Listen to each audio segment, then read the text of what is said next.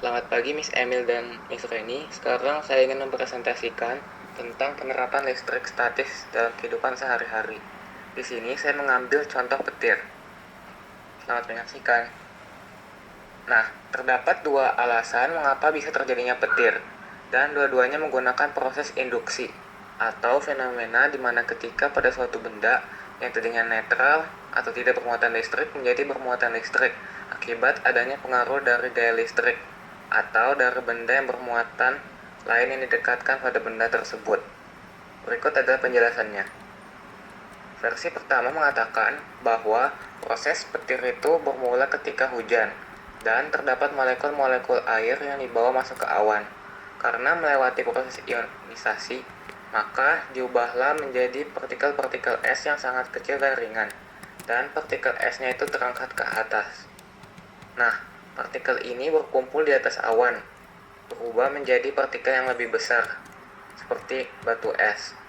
Karena partikelnya berat, sehingga jatuh ke bawah, dan pada saat ke bawah, ketika esnya turun, terjadi gesekan dengan partikel air yang sudah dirubah menjadi partikel es. Sesuai dengan teori triboelektrik, muatan negatif ada di bawah, sedangkan muatan positif ada di atas. Nah, karena sifat dari muatan adalah tarik-menarik, dan di sini terlihat muatan negatif ada di bawah bagian awan, maka muatan negatif menarik muatan positif yang berada di permukaan bumi sampai ke atas gedung.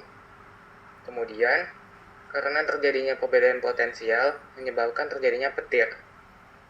Perlu kita ketahui bahwa perbedaan potensial listrik adalah perbedaan jumlah elektron yang berada dalam suatu arus listrik. Di satu sisi, sumber arus listrik terdapat elektron yang bertumpuk dan banyak, sedangkan di sisi lain terdapat jumlah elektron yang sedikit. Versi kedua mengatakan bahwa proses terjadinya petir adalah ketika sedang mendung atau musim hujan. Kecepatan angin di angkasa kencang. Awan yang satu dengan awan yang lainnya akan terdorong oleh angin, kemudian timbul gesekan.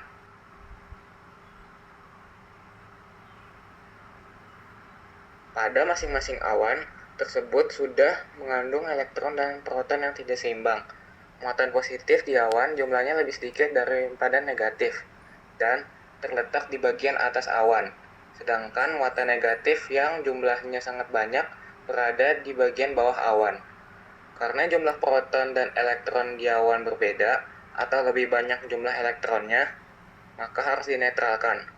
Kondisi dinetralkan terjadi ketika jumlah proton dan elektron sama.